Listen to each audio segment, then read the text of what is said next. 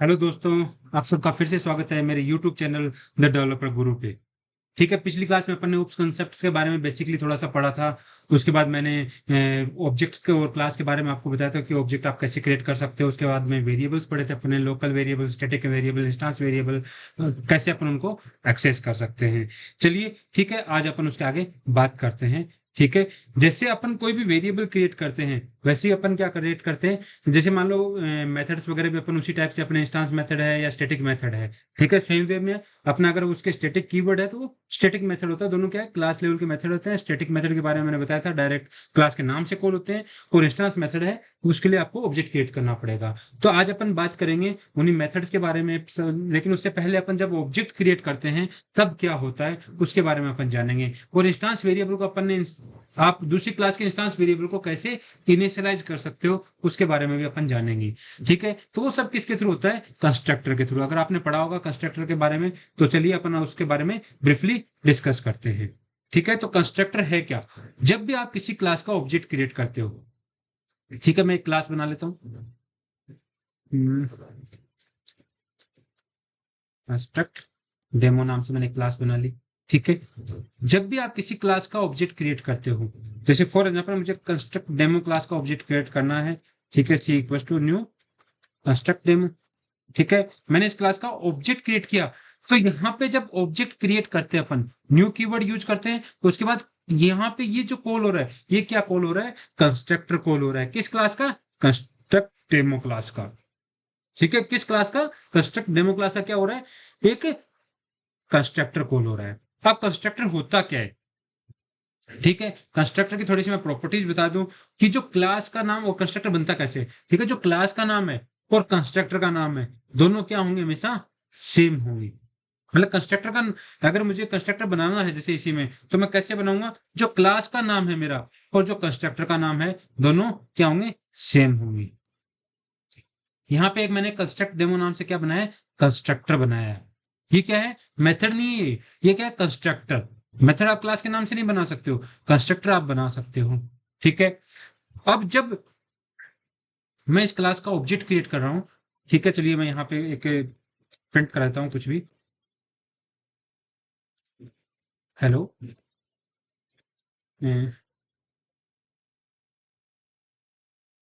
It's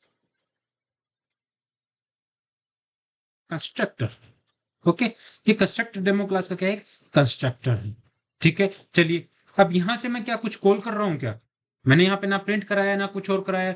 ठीक है, मैं सिर्फ ऑब्जेक्ट क्रिएट कर रहा हूं। तो ऑब्जेक्ट क्रिएट कर रहा हूं तो क्या कुछ वहां पे कुछ हैपन हो रहा है, प्रिंट हो रहा है, हेलो इट्स कंस्ट्रक्टर। मतलब जब मैंने इसका ऑब्जेक्ट क्रिएट किया तो क्या हुआ, यहाँ का कंस्ट्रक्टर कॉल हुआ। कहां से, यहां से। जब आपने इसको कंस्ट्रक्टर डेमो को कॉल किया तो ये क्या करता है, एक डिफॉल्ट कंस्ट्रक्टर को कॉल करता है।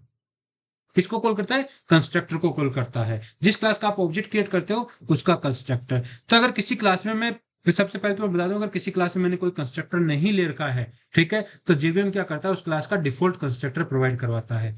अब डिफॉल्ट क्या होता है उसके बारे में अपन बात करते हैं कि कंस्ट्रक्टर है वो दो टाइप्स के होते हैं, एक डिफॉल्ट कंस्ट्रक्टर और एक पैरामीटराइज्ड कंस्ट्रक्टर। ठीक है, चलिए एक पैरामीटराइज्ड कंस्ट्रक्टर और क्रिएट करते हैं, कंस्ट्रक्ट डेमो। ठीक है,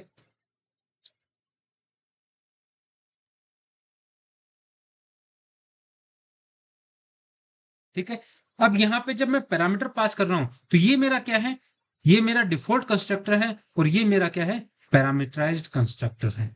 ये क्या है, डिफॉल्ट कंस्ट्रक्टर है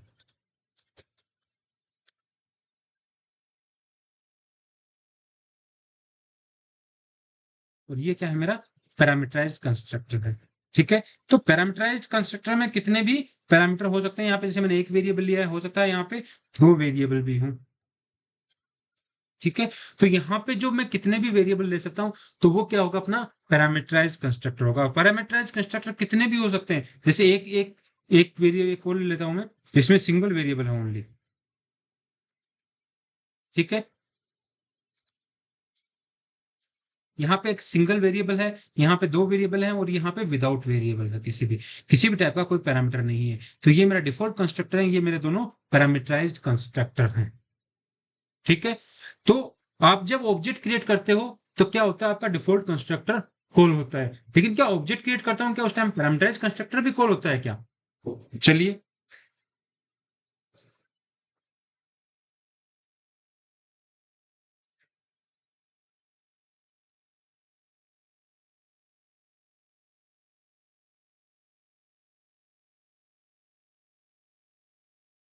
ठीक है, इस पैरामीटराइज कंस्ट्रक्टर 2। ठीक है, अब बात करते हैं अपन कि कौन सा कंस्ट्रक्टर कब कॉल होता है। जैसे मैंने यहाँ पे ऑब्जेक्ट क्रिएट किया, ठीक है, तो अब यहाँ पे जब मैं कॉल करूंगा तो मेरा क्या होगा, डिफॉल्ट कंस्ट्रक्टर कॉल होगा, हेलो इट्स ए कंस्ट्रक्टर, जो अपने डिफॉल्ट कंस्ट्रक्टर दिया। ठीक है, लेकिन अगर मैं यहाँ पे कोई भी वेरिएबल पास कर देता हूँ, जैसे मैंने यहाँ पे क्या पास कर दिया, 3 पास कर दिया, तो अब भी क्या कोई कंस्ट्रक्टर कॉल होगा? बिल्कुल होगा। इट्स ए पैरामीटराइज कंस्ट्रक्टर, कौन सा, 2 वाला, क्योंकि उसमें क्या है, सिंगल पैरामीटर है। ठीक है, अब अगर मैं यहाँ पे 2 पैरामीटर दे देता, 3 और 4, तो क्या होता है, मेरा जो 2 पैरामीटर वाला कंस्ट्रक्टर है वो मेरा कॉल हो जाता। तो क्या आ गया, हेलो इट्स पैरामीटराइज कंस्ट्रक्टर। लेकिन क्या यहाँ पे मैं 3 पैरामीटर पास कर सकता हूँ? नहीं, क्योंकि इस नाम से आपका कोई भी कंस्ट्रक्टर नहीं बना हुआ। क्या है, इस टाइप से आपका कोई भी कंस्ट्रक्टर नहीं बना हुआ। तो जो सबसे पहले वाली चीज है कि जो अपन कंस्ट्रक्टर क्रिएट करते हैं, तो सबसे पहली प्रॉपर्टी है कि कंस्ट्रक्टर क्या होगा, कंस्ट्रक्टर का नाम और क्लास का नाम सेम होगा। सेकेंड थिंग, कंस्ट्रक्टर अपना डिफॉल्ट हो सकता है या पैरामीटराइज्ड हो सकता है।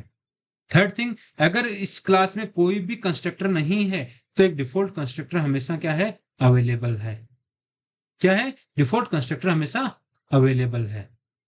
ठीक है, अब अगर मान लो मैंने इसमें पैरामीटराइज कंस्ट्रक्टर लिख दिया, मैंने ये कहा था आपको कि अगर इसमें कोई भी कंस्ट्रक्टर नहीं है तो एक डिफॉल्ट कंस्ट्रक्टर अवेलेबल है। क्यों? क्योंकि आप देख सकते हो यहाँ पे कोई एरर नहीं आ रही, डिफॉल्ट कंस्ट्रक्टर को कॉल कर रहा है, तो वहां पे कंस्ट्रक्टर अवेलेबल है, तभी तो कॉल हो पा रहा है। लेकिन अगर मैं यहाँ पे पैरामीटराइज कंस्ट्रक्टर दे दूं, मैंने डिफॉल्ट नहीं दिया, मैंने डिफॉल्ट कंस्ट्रक्टर हटा दिया, अब यहाँ पे मैंने क्या दिया, 2 पैरामीटराइज कंस्ट्रक्टर दे दिए, तो क्या जो बाय डिफॉल्ट जो जेवीएम अपने को डिफॉल्ट कंस्ट्रक्टर देता है वो क्या यहाँ पे अवेलेबल है? नहीं, अब वो अवेलेबल नहीं है। अगर आपने कोई भी कंस्ट्रक्टर ले लिया डिफॉल्ट या पैरामीटराइज्ड, तो जो डिफॉल्ट कंस्ट्रक्टर जेवीएम प्रोवाइड करवाता है वो अब अवेलेबल नहीं होगा। अब यहाँ पे डिफॉल्ट कंस्ट्रक्टर नहीं है, तो मैं यहाँ पे जब ऑब्जेक्ट क्रिएट कर रहा हूं तो ये क्या दे रहा है, एरर दे रहा है कि वहां पे क्या है, कोई भी डिफॉल्ट कंस्ट्रक्टर नहीं है। लेकिन अगर मैं 3 पास कर दूंगा तो ये एरर नहीं देगा। क्यों? क्योंकि ये इस टाइप से पैरामीटराइज कंस्ट्रक्टर है अपना यहाँ पे। क्लियर है सभी को कि डिफॉल्ट कंस्ट्रक्टर कब अवेलेबल होता है और कब अवेलेबल नहीं होता? ये क्वेश्चंस वगैरह इन पे काफी पहले भी आए हैं और आ भी सकते हैं। ठीक है, चलिए अब आगे देखते हैं। आगे चौथा चीज है कि कंस्ट्रक्टर है वो क्या होता है, कि जैसे ये इस क्लास में मैं कंस्ट्रक्टर यूज कर रहा हूं, तो इस क्लास के पैरामीटर्स को इनिशियलाइज करने के लिए, इस क्लास के जो इंस्टेंस वेरिएबल है उसको इनिशियलाइज करने के लिए यूज किया जाता है। चलिए देखते हैं कैसे यूज किया जाता है। एक मैंने पैरामीटराइज कंस्ट्रक्टर ले रखा है, ठीक है, जिसमें मैं 2 पैरामीटर पास कर रहा हूं। ठीक है, तो यहाँ पे मैं 2 पैरामीटर कोई भी पास कर दिए मैंने, 3 एंड 4। अब इस क्लास में मैंने क्या कर रखा है, 2 वेरिएबल ले लिए, इंट ए और इंट बी। इनको मैंने कोई भी इनिशियलाइज नहीं किया। अब यहाँ पे देखने वाली चीज है, पहली चीज तो ये कौन सी वेरिएबल है और ये कौन सा वेरिएबल है। मैंने ए नाम से 2 सेम वेरिएबल ले रखे हैं, लेकिन ये क्या है, ये मेरा लोकल वेरिएबल है और ये मेरा इंस्टेंस वेरिएबल है। क्लियर है, ये मेरे लोकल वेरिएबल्स हैं। मैंने आपको बताया किसी ब्लॉक के अंदर या किसी पैरामीटर के अंदर जो भी अपन लेते हैं, या इस ब्लॉक के अंदर कोई वेरिएबल इनिशियलाइज करता तो वो लोकल वेरिएबल होता। अब इस क्लास के जो वेरिएबल्स हैं उसको मुझे इनिशियलाइज करना है। ठीक है, जैसे मैं यहाँ पे एक मेथड बना देता हूँ, पब्लिक वॉइड डिस्प्ले, या चलिए मैं एडिशन नाम से बना देता हूँ। ठीक है, यहाँ पे मुझे क्या करना है, ए और प्लस बी करना है, ए और बी को प्लस करना है। अब अगर मैं एडिशन को यहां से कॉल करूं तो उस क्लास का मुझे ऑब्जेक्ट बनाना पड़ेगा, ऑब्जेक्ट मैंने बना ही रखा है, सॉरी। ठीक है, सी डॉट एडिशन, ठीक है, सी डॉट एडिशन। इस क्लास का मैं एडिशन कॉल करूंगा तो अब क्या होगा, ए और बी की मैंने कोई भी वैल्यू इनिशियलाइज नहीं कर रखी। ठीक है, तो चलिए देखते हैं क्या आउटपुट आता है, 0। हाँ, एक चीज ध्यान रखने वाली बात है कि जब आप इंटीजर लेते हो ना, ठीक है। तो ये ध्यान रखना, जब आप किसी भी टाइप का कोई भी इंटीजर का टाइप लेते हो, चाहे इसमें बाइट हो, शॉर्ट हो, इंट हो, लॉन्ग हो, बाय डिफॉल्ट वो क्या वैल्यू लेते हैं, 0। ये क्वेश्चन भी काफी बार आया हुआ है, ठीक है, और आ भी सकता है कि बाय डिफॉल्ट डिफॉल्ट वैल्यू इनकी क्या होती है, ठीक है। तो फ्लोट और डबल है उनकी 0.0 होती है, ठीक है। अपन जो बूलियन लेते हैं उसकी बाय डिफॉल्ट वैल्यू क्या होती है, फॉल्स। अगर आप उसकी कोई वैल्यू नहीं देते हो ना, तो बाय डिफॉल्ट क्या वैल्यू लेगा, फॉल्स। बाकी स्ट्रिंग है और है, ये क्या लेते हैं, नल वैल्यू लेते हैं। बाय डिफॉल्ट वैल्यू उनकी क्या रहती है, नल वैल्यू रहती है। तो डिफॉल्ट वैल्यू के बारे में भी आपको वेरिएबल्स की पता होना चाहिए। तो यहाँ पे अगर मैंने a प्लस बी किया है तो इनकी डिफॉल्ट वैल्यू क्या है, 0। लेकिन इस क्लास के वेरिएबल्स को मुझे यहां से a को मुझे 3 देना है और b को मुझे 4 देना है, ठीक है। मैं एडिशन यहीं पे कर रहा हूं, लेकिन मैं यहां से मान लो यहाँ पे यूजर से कुछ इनपुट लेता और इनपुट लेके मैं यहाँ पे पास कर देता कि a की वैल्यू और b की वैल्यू पास करो। तो यहाँ से जैसे मैं मान लो कि 3 और 4 मैंने इनपुट से यूजर से लिए हैं और मैंने यहाँ पे कंस्ट्रक्ट डेमो में पास कर दिए। और मैं क्या चाहता हूँ कि कंस्ट्रक्ट डेमो के ए और बी को मैं इनिशियलाइज करना। तो आप कैसे इनिशियलाइज कर सकते हो, ठीक है, कि भाई जैसे मैं मान लो इनको अगर मैं सी और डी ले लेता, ठीक है, तो मैं क्या करता, सी इक्वस टू ए और डी इक्वस टू बी, ठीक है। तो जैसे ही मेरा ऑब्जेक्ट क्रिएट होता है, यहां से ऑब्जेक्ट क्रिएट होता है, 3 और 4 किस में जाता, ए और बी में। अब ए की वैल्यू मैंने किस में डाल दी, सी में, और बी की वैल्यू डी में। अब अगर मैं सी प्लस डी करूं, ठीक है, तो मेरे क्या होंगे, दोनों को ऐड कर देगा। अब सी और डी यहाँ पे क्या हो गए, इनिशियलाइज हो गए। यहां से इनिशियलाइज नहीं किए मैंने कहां से इनिशियलाइज किए, मेरी मेन क्लास से इनिशियलाइज किए, ठीक है। तो क्या रिजल्ट आ गया, 7। मैंने यहां से 3 और 4 वैल्यू भेजी, यहां से जो भी वैल्यू भेजूंगा मैं, वो क्या हो जाएगी, इस क्लास के वेरिएबल को इनिशियलाइज करने के काम आता है, ठीक है। अब बात करें, अगर मैं इनको ए और बी लेता, ठीक है, चलिए मैं ए और बी लेता, दोनों वेरिएबल सेम होते तो कैसे एक्सेस होता।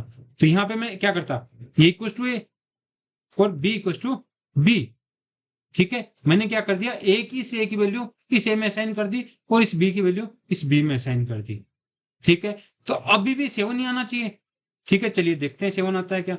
अभी क्या आया, 0, क्योंकि वो इनिशियलाइज नहीं हुए, ठीक है। क्लास के अंदर अपन यूज कर रहे हैं, तो ये क्या कर रहा है, जो ए है वो खुद को ही असाइन कर रहा है, ना कि इस वेरिएबल को असाइन कर रहा है। तो अगर मुझे क्लास के वेरिएबल को असाइन करना है तो मुझे क्या यूज करना पड़ेगा, एक कीवर्ड आता है दिस। किस नाम से, दिस नाम से। तो this dot A, this dot B, this का मतलब इस क्लास का, दिस का मतलब इस क्लास का। तो क्लास का, ये तो लोकल वेरिएबल है, क्लास के वेरिएबल नहीं है। तो इस क्लास का वेरिएबल कौन से है, ये।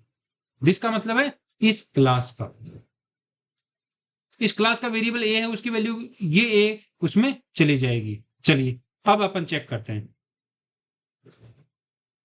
7। तो दिस कीवर्ड कब यूज आता है, जब आपको सेम क्लास का कोई भी वेरिएबल आपको कॉल करना हो।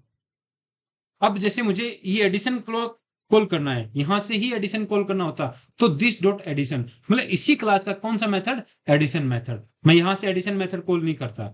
चलिए मैं यहां से कॉल नहीं करता, मैंने ऑब्जेक्ट क्रिएट किया तो मेरा क्या हुआ, कंस्ट्रक्टर कॉल हुआ, और कंस्ट्रक्टर ने क्या किया, इस एडिशन मेथड को कॉल कर दिया। तो दिस है वो करंट क्लास के वेरिएबल्स को, या फिर करंट क्लास के जो कंस्ट्रक्टर है उसको, या करंट क्लास का मेथड है उसको कॉल करने के लिए यूज किया जाता है, ठीक है।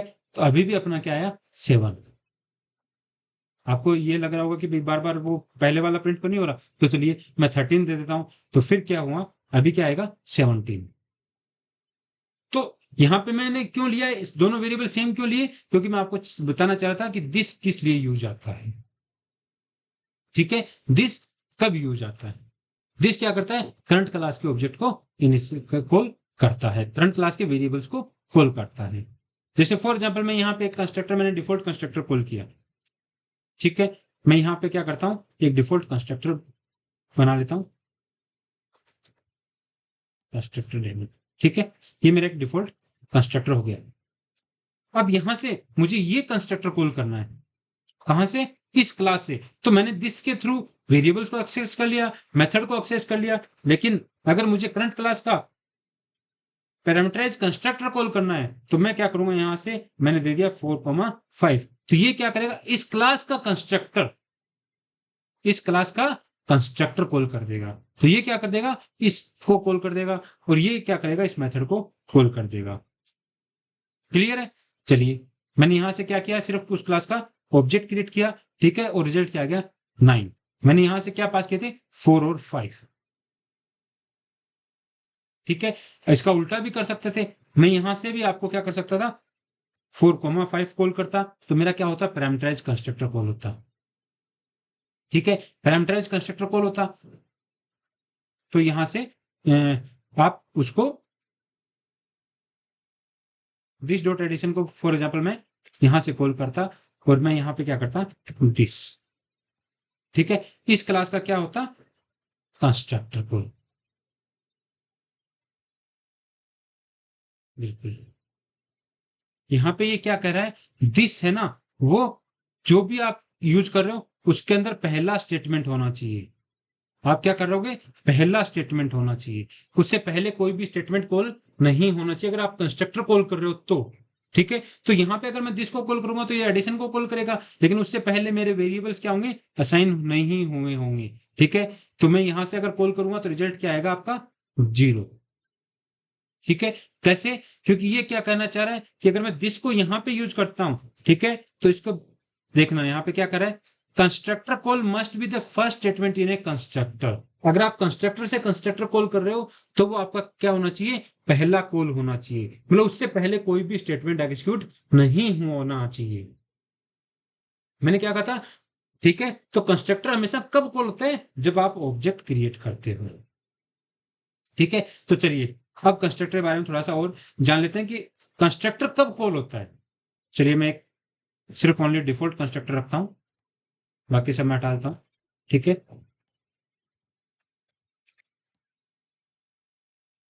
मैंने हेलो लिया। अब अगर मैं कंस्ट्रक्टर की बात करूं कि कंस्ट्रक्टर कब कॉल होता है, कंस्ट्रक्टर उसी टाइम कॉल होता है जब आपका ऑब्जेक्ट क्रिएट हो रहा होता है। कब होता है, जब आपका ऑब्जेक्ट क्रिएट हो रहा हो। ठीक है, ना उसके पहले कॉल होगा ना उसके बाद कॉल होगा। जैसे मैं यहाँ पे प्रिंट करूंगा तो मेरा क्या होगा, ये जैसे ही मैं ऑब्जेक्ट क्रिएट करूंगा उसी टाइम कॉल हो जाएगा। अगर मुझे दोबारा कंस्ट्रक्टर कॉल करना है तो मुझे दोबारा क्या करना पड़ेगा, उस क्लास का ऑब्जेक्ट क्रिएट करना पड़ेगा। मैंने यहाँ पे 2 बार ऑब्जेक्ट क्रिएट कर लिया, ठीक है, तो मेरा कंस्ट्रक्टर कितनी बार कॉल हो जाएगा, 2 बार कॉल हो जाएगा। ठीक है, तो कंस्ट्रक्टर कब कॉल होता है, जब आपका ऑब्जेक्ट क्रिएट हो रहा हो उसी टाइम, ना उससे पहले ना उसके बाद। क्लियर है चीजें कंस्ट्रक्टर के बारे में। तो कंस्ट्रक्टर के बारे में मैंने आपको सारी पॉइंट्स बता दिए कि कंस्ट्रक्टर नाम क्लास का नाम सेम होना चाहिए। ठीक है, एक चीज और रह गई, अपन कोई भी मेथड वगैरह लेते हैं, जैसे मैं मान लो कोई भी मेथड बनाया था मैंने, पब्लिक वॉइड एडिशन। ठीक है, मैंने एक एडिशन नाम का एक मेथड बनाया था। ठीक है, ये मेरा एक मेथड का सिग्नेचर था। ठीक है, तो कंस्ट्रक्टर क्या है, कंस्ट्रक्टर इसका रिटर्न टाइप क्या है, कंस्ट्रक्टर कुछ भी रिटर्न नहीं करता है। जैसे अगर मेथड मेरा कुछ भी रिटर्न नहीं करता तो मैं क्या लिखता हूं, वॉइड। वॉइड का मतलब क्या है, नो रिटर्न एनी वैल्यू। लेकिन कंस्ट्रक्टर क्या है, कंस्ट्रक्टर वॉइड भी रिटर्न नहीं करता, कंस्ट्रक्टर का कोई भी रिटर्न टाइप नहीं होता। ठीक है, तो ये सब था कंस्ट्रक्टर के बारे में। ठीक है, तो मैंने आपको बताया था कि कंस्ट्रक्टर नाम क्लास का नाम सेम होना चाहिए। ठीक है, सेकंड थिंग, ठीक है, कंस्ट्रक्टर अपना 2 टाइप का हो सकता है, डिफॉल्ट कंस्ट्रक्टर और पैरामीटराइज कंस्ट्रक्टर। कंस्ट्रक्टर आपका कॉल कब होता है, जब आपका ऑब्जेक्ट क्रिएट हो रहा हो। अगर किसी क्लास में कंस्ट्रक्टर नहीं है तो उसका डिफॉल्ट कंस्ट्रक्टर हमेशा अवेलेबल रहता है।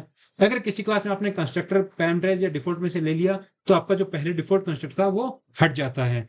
ठीक है, सिक्स थिंग कि कंस्ट्रक्टर का कोई भी रिटर्न टाइप नहीं होता। ठीक है, 7, कंस्ट्रक्टर क्या होता है, क्लास के वेरिएबल्स को इनिशियलाइज करने के भी काम आता है। ठीक है, अब बात करते हैं कि कंस्ट्रक्टर और मेथड में क्या फर्क है। ठीक है, कंस्ट्रक्टर में और मेथड में क्या फर्क है, यहां पे एक मेरा कंस्ट्रक्टर है और एक मेरा मेथड है। मैंने पहला बता दिया कि मेथड का कोई ना कोई रिटर्न टाइप होता है और अगर वो रिटर्न नहीं करता तब भी उसका क्या है, वॉइड रिटर्न टाइप होता है। वॉइड का मतलब नो रिटर्न एनी वैल्यू। लेकिन कंस्ट्रक्टर इवन वॉइड भी रिटर्न नहीं करता। ठीक है, सेकंड थिंग, कंस्ट्रक्टर का नाम और क्लास का नाम सेम होता है, लेकिन मेथड के केस में ऐसा नहीं है। ठीक है, थर्ड थिंग, आप कंस्ट्रक्टर कब कॉल होता है, जब आपका ऑब्जेक्ट क्रिएट हो रहा हो तभी। लेकिन मेथड कब कॉल होता है, आप ऑब्जेक्ट क्रिएट करने के बाद मेथड को कॉल करते हो। ठीक है, जैसे मैं इसको एडिशन को मुझे कॉल करना है। ठीक है, जैसे मेरा कंस्ट्रक्टर तो यहाँ पे कॉल हो गया। ठीक है, अब मेरा क्या होगा, सी डॉट एडिशन कॉल होगा। तो मेथड कब कॉल होता है, ऑब्जेक्ट क्रिएट होने के बाद। लेकिन कंस्ट्रक्टर कब कॉल होता है, जब जिस टाइम मेरा ऑब्जेक्ट क्रिएट हो रहा हो उसी टाइम मेरा कंस्ट्रक्टर कॉल होता है। ठीक है, चलिए अब बात करते हैं मेथड की। कंस्ट्रक्टर का आपको क्लियर हो गया पूरा। अब बात करते हैं मेथड की। ठीक है, तो मेथड का जो सिग्नेचर है वो सबसे पहले क्या होता है, एसएस स्पेसिफायर। क्यों मेथड किस टाइप का है, पब्लिक है कि प्राइवेट है, डिफॉल्ट, मैंने प्रोटेक्टेड, इन सब के बारे में बता दिया कि सबसे पहला क्या होगा मेथड का एसएस स्पेसिफायर की वो कहां तक अपन उसको विजिबिलिटी प्रोवाइड करवाना चाहते हैं। ठीक है, सेकंड थिंग होगी उसका रिटर्न टाइप। मेथड का क्या होगा, रिटर्न टाइप। ठीक है, अगर वो किसी भी टाइप की वैल्यू रिटर्न नहीं करता है तो अपन उसमें क्या लिखते हैं, वॉइड। लेकिन यहाँ पे हो सकता है एडिशन है तो मैं यहाँ पे इंट भी रिटर्न कर सकता था। मेरा रिटर्न टाइप स्ट्रिंग भी हो सकता है, इंट भी हो सकता है, किसी भी टाइप का रिटर्न। जैसे मैंने अभी इंट लिख दिया तो इसने एरर दे दी। क्यों, क्योंकि एक्सपेक्ट कर रहा है कि मैं यहाँ पे क्या लिखूंगा, कुछ ना कुछ रिटर्न लिखूंगा। ठीक है, जैसे मैंने रिटर्न 0 कर दिया तब ये एरर नहीं रही, क्योंकि जब आप रिटर्न टाइप लिखते हो तो इसका मतलब है कि आपको रिटर्न करना भी जरूरी है। ठीक है, अगर आपका रिटर्न नहीं है, ठीक है, तो आप क्या करोगे उस केस में, आप वर्ड लिखोगे। थर्ड, मेथड का नेम। ठीक है, मेथड का नेम आपका कुछ भी हो सकता है। मैंने नेमिंग कन्वेंशन में बताया था कि स्मॉल लेटर से शुरू होता है। ठीक है, और नेक्स्ट जो भी वर्ड्स होंगे वो कैपिटल लेटर से, पहला कैपिटल लेटर आएगा। ठीक है, ये मेथड की बॉडी। यहां से इसके बीच में जो भी लिखेंगे वो क्या होगी, अपनी मेथड की बॉडी। यहाँ पे जब भी मेथड कॉल करेंगे तो इसकी बॉडी में जो भी स्टेटमेंट्स होंगे वो अपने एग्जीक्यूट होंगे। अब मेथड है अपने दो टाइप के हो सकते हैं, इंस्टांस मेथड है या स्टैटिक मेथड है। अगर मेरा मेथड स्टैटिक है, जैसे मैं मान लीजिए एक स्टैटिक मेथड लेता हूं। ठीक है, और ये मान लीजिए मैं दो पैरामीटर ले लेता हूं, इंट ए इंट बी। ठीक है, तो मैंने क्या कर दिया, रिटर्न कर दिया ए प्लस बी। कि इस मेथड को जब भी कोई कॉल करेगा तो वो दो पैरामीटर देगा, और ये मेथड क्या करेगा, उनको रिटर्न कर देगा क्या, ऐड करके। एक मेथड और बना लेता हूं मैं, जो मेरा क्या है, सब्ट्रैक्ट। जो क्या मेरा स्टैटिक मेथड नहीं है। ये क्या देगा मुझे, रिटर्न करके देगा दो वेरिएबल्स को सब्ट्रैक्शन करके। ठीक है, तो ये मेरा स्टैटिक मेथड है और ये मेरा नॉन स्टैटिक मेथड है, जिसको इंस्टांस मेथड भी बोल सकते हैं। ठीक है, यहां पे जब आप स्टैटिक मेथड्स को कॉल करते हैं तो आप क्लास के नाम से कॉल करेंगे। चलिए यहां पे मैं सिस आउट करता हूं, construct demo dot addition. Addition को मैंने क्या लिया था, स्टैटिक मेथड लिया था। तो स्टैटिक मेथड को मैं क्या कर सकता हूं, डायरेक्ट कॉल कर सकता हूं। क्या कॉल कर सकता हूं, डायरेक्ट कॉल कर सकता हूं। जबकि इंस्टांस मेथड के लिए मुझे क्या करना पड़ेगा, उस क्लास का ऑब्जेक्ट क्रिएट करना पड़ेगा।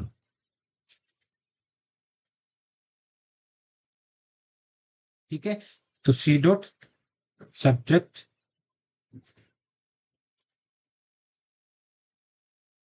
ठीक है, यहां पे मैं, यहां पे मुझे क्या करेगा, ये सब्जेक्ट क्या करेगा, रिटर्न करेगा कोई ना कोई वैल्यू। चलिए मैं इसको सिस आउट में ही डाल देता हूं डायरेक्ट।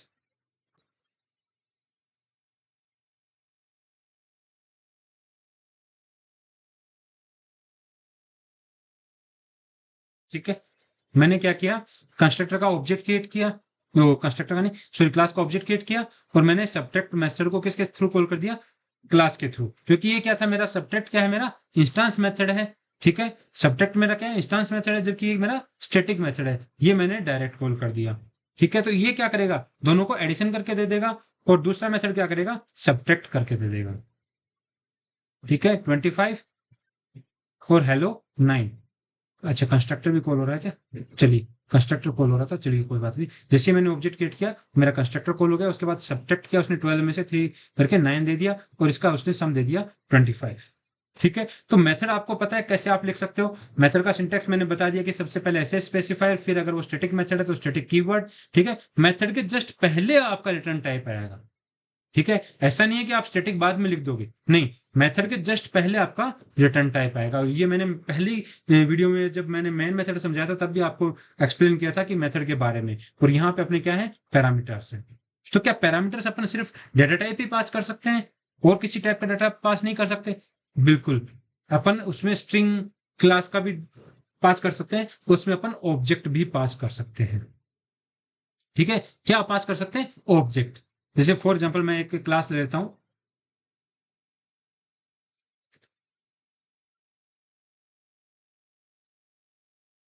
मैंने क्लास ले ली स्टूडेंट। ठीक है, इसमें मैंने दो वेरिएबल ले लिए, स्टूडेंट आईडी एंड, ठीक है, मैंने क्या ले लिए, दो वेरिएबल ले लिए। इस क्लास का मैं क्या करता हूं, मैंने क्या किया, इंट आईडी कॉमा, इसका जब भी मैं कंस्ट्रक्टर कॉल करूंगा तो मैं क्या करूंगा, इनको this dot S T I D equal to मैंने डाल दिया आईडी, और दिस डॉट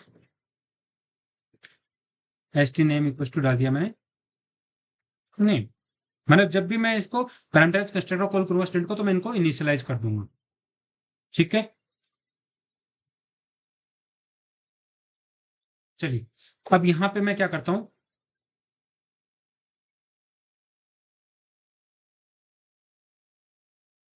कंस्ट्रक्ट डेमो का ऑब्जेक्ट क्रिएट करता हूं,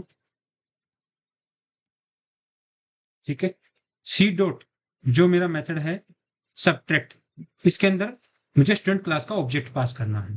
तो चलिए मैं इसको मेथड को चलिए मैं यहाँ पे वॉइड रिटर्न कर देता हूँ और सबट्रैक्ट का नाम कुछ और दे देता हूँ,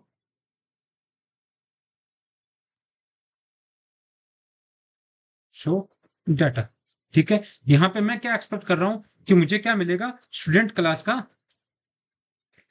ऑब्जेक्ट, ठीक है। मुझे क्या मिलेगा, स्टूडेंट क्लास का ऑब्जेक्ट, और एस डॉट डिस्प्ले, मैं चाहता हूं कि वो नाम मैं डिस्प्ले करा दूं जो भी मुझे नाम वहां से मिले हैं। तो यहाँ पे मैं एक मेथड भी बना देता हूँ,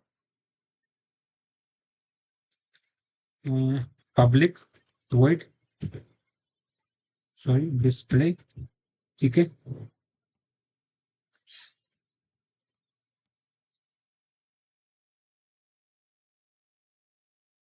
student ID equal to S T I D and name equal to S T name. मैं ये प्रिंट करा रहा हूँ किसमें, डिस्प्ले में, ठीक है। तो यहाँ पे जब भी मैं इस क्लास का ऑब्जेक्ट क्रिएट करूंगा तो उसके अंदर जब ऑब्जेक्ट क्रिएट करने के बाद जब मैं शो डाटा को कॉल करूंगा तो मैं क्या करूंगा, स्टूडेंट क्लास का ऑब्जेक्ट पास करूंगा, ठीक है। शो डाटा, यहाँ पे मुझे क्या करना है, स्टूडेंट क्लास का ऑब्जेक्ट पास करना है। तो चलिए एक स्टूडेंट क्लास का ऑब्जेक्ट क्रिएट करता हूं मैं, student S equal to new student, ठीक है। यहाँ पे आईडी देनी है, जैसे मैंने 1 आईडी दे दी, ठीक है, और नाम दे दिया मैंने डेवलपर, ठीक है।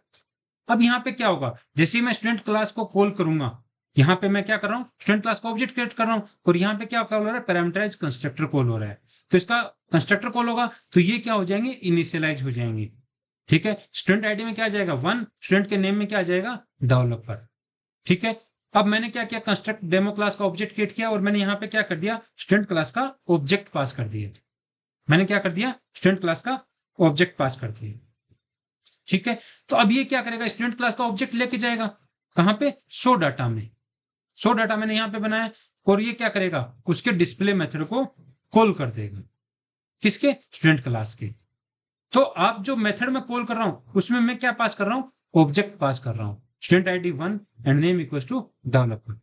तो आप जो मेथड कॉल करते हैं अपन, अभी तक मैं क्या कर रहा था, इस मेथड में इंटीजर डाटा टाइप पास कर रहा था। अब यहाँ पे मैं एक क्लास का ऑब्जेक्ट भी पास कर सकता हूँ, आप एरे पास कर सकते हो, किसी भी टाइप के आप लिस्ट पास कर सकते हो। जैसे मान लो मेरे पास 50 स्टूडेंट्स हैं, मुझे 50 स्टूडेंट्स की लिस्ट की डाटा भेजना है, तो मैं एक लिस्ट बनाऊंगा, 50 स्टूडेंट्स क्लास है मेरे पास, स्टूडेंट क्लास, उसकी लिस्ट में ऐड कर दूंगा 50 टाइम और उसको मैं पास कर सकता हूँ मेथड में। तो अब मेथड में किसी भी टाइप का डाटा आप पास कर सकते हो, ये जरूरी नहीं है कि आप सिर्फ data type, primitive data type जो है इंटीजर, फ्लोट, डबल, ये ही पास करोगे, आप किसी क्लास का ऑब्जेक्ट भी पास कर सकते हो। तो यहाँ पे जो मेथड है इसमें मैंने क्या किया, स्टूडेंट क्लास का ऑब्जेक्ट पास कर दिया, ठीक है। अब यहाँ पे हो सकता है मैंने मल्टीपल ऑब्जेक्ट क्रिएट किए, मेरे पास मान लो 5 स्टूडेंट्स थे, ठीक है, S1, चलो 3 स्टूडेंट लेता हूं मैं, 3, ठीक है, इनकी आईडी 1 2 3, लीजिए डेवलपर 2, डेवलपर 3 एंड डेवलपर 1। मैंने 3 ऑब्जेक्ट क्रिएट किए, ठीक है। और तीनों इंस्टांस मैंने पास कर दिए। तो सबसे पहले मैं क्या कर रहा हूं, S1 ऑब्जेक्ट क्रिएट कर रहा हूं, तो इनिशियलाइज कर रहा हूं, स्टूडेंट क्लास का ऑब्जेक्ट आ गया, उसको मैंने क्या कर दिया, शो डाटा में पास कर दिया, फिर मैंने दूसरे स्टूडेंट की डिटेल पास कर दी, फिर मैंने थर्ड स्टूडेंट की डिटेल पास कर दी। तो अब हर बार क्या करेगा, ये तीनों स्टूडेंट का डाटा मुझे डिस्प्ले करा देगा। क्लियर है? तो स्टूडेंट आईडी आ गई। तो यहाँ पे जब आप मेथड को कॉल करते हो तो उसमें क्या करते हो, ठीक है, आप क्या कर सकते हो, आप ऑब्जेक्ट भी पास कर सकते हो। इसको अपन क्या बोलते हैं, कॉल बाय वैल्यू। अपन क्या करते हैं, उसकी वैल्यू को पास कर रहे हैं मेथड में। ठीक है, तो कंस्ट्रक्टर और मेथड में मुझे नहीं लगता किसी भी टाइप का कोई डाउट होगा। मैंने कंस्ट्रक्टर को अच्छे से एक्सप्लेन कर दिया, मेथड मैंने बता दिया कि इंस्टेंस और स्टैटिक मेथड कैसे कॉल होते हैं। ठीक है, उनमें आप क्या पास कर सकते हो, उसमें आप किसी भी टाइप का डाटा पास कर सकते हो। उसमें आपका हो सकता है कैरेक्टर टाइप का एरे हो, या स्ट्रिंग टाइप का एरे हो, या किसी ऑब्जेक्ट का एरे हो, या कोई लिस्ट हो, किसी भी टाइप का डाटा आप मेथड्स में पास कर सकते हो। ठीक है, और मेथड है वो आपको रिटर्न करे या नहीं करे ये भी जरूरी नहीं है। अगर रिटर्न नहीं कर रहा तो वॉइड होगा, नहीं तो कोई ना कोई रिटर्न टाइप होगा। जैसे मैं अगर यहाँ से मान लो मैं डिस्प्ले रिटर्न कराता, तो मैं यहाँ पे कोई रिटर्न टाइप भी, मेरा किसी भी टाइप का रिटर्न डाटा हो सकता है। उसमें रिटर्न टाइप में जरूरी नहीं है कि आपका डाटा टाइप ही हो। यहाँ पे मैं क्या कर सकता था, स्ट्रिंग टाइप का डाटा भी रिटर्न कराता। ठीक है, स्ट्रिंग को भी मैं रिटर्न करा सकता था, जैसे मैंने यहाँ पे रिटर्न एस लिख दिया। जो डाटा मेरे पास आया फॉर एग्जांपल मैं उसी को ही रिटर्न करवा रहा हूँ वापस डिस्प्ले कराने के बाद, तो यहाँ पे रिटर्न टाइप इसका क्या हो गया, स्टूडेंट हो गया। तो जरूरी नहीं है कि डाटा टाइप का जो रिटर्न है वो भी आपका डाटा टाइप ही हो, वो भी आपका एक क्लास हो सकती है। ठीक है, तो जैसे ही मैं इसको कॉल करता, मुझे यहाँ पे क्या वापस जब मैं रिटर्न करता, तो student S S equal to, तो यहां से जब भी डाटा रिटर्न हो रहा है, जो भी डाटा हो रहा है उसको वापस में एक स्टूडेंट में ले लेता। ठीक है, अब यहाँ पे जो डाटा रिटर्न हो रहा है उसको जरूरी नहीं है कि आप किसी भी वेरिएबल में लो। जैसे मैं यहां से भी डाटा रिटर्न हो रहा है, यहां से भी हो रहा है, तीनों जगह से डाटा रिटर्न हो रहा है, क्योंकि मैंने क्या किया, रिटर्न टाइप इसका क्या कर दिया, स्टूडेंट कर दिया। सॉरी ये रहा। ठीक है, मैंने रिटर्न टाइप स्टूडेंट कर दिया, तो अब यहां से रिटर्न तो कर रहा है, ये भी रिटर्न कर रहा है, लेकिन आपको किसी वेरिएबल में उसको असाइन करना है, उसको किसी ऑब्जेक्ट में असाइन करना है आपको, तो वो आपकी मर्जी है, कंपलसरी नहीं है। ठीक है, तो ये आपको क्लियर है कंस्ट्रक्टर एंड मेथड्स के बारे में। चलिए आगे की क्लासेस में अपन इन्हीं के बेस पे आगे हम जब पॉलीमॉर्फिज्म इनहेरिटेंस पढ़ेंगे तो ये सारे डिटेल्स अपन काम में लेंगे। चलिए आज का वीडियो यहीं खत्म करते हैं। ठीक है, thanks to all of you, please subscribe my channel also. Thanks.